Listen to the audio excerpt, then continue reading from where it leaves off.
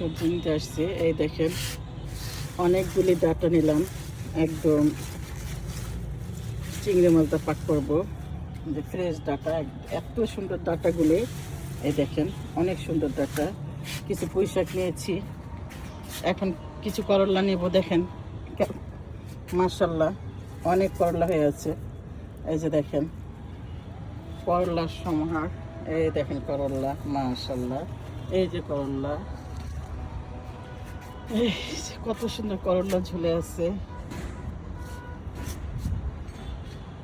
আমার মতো আপনারা ছাদ বাগান করেন, ফ্রেশ ফ্রেশ সবজি খান।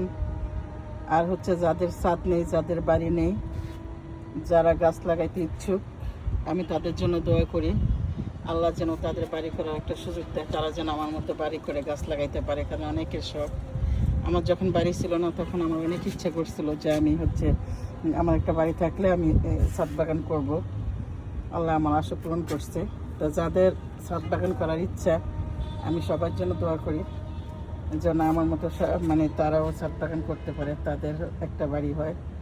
কারণ নিজের একটা বাড়ি থাকলে, একটা ছাদ থাকলে অনেক ভালো লাগে।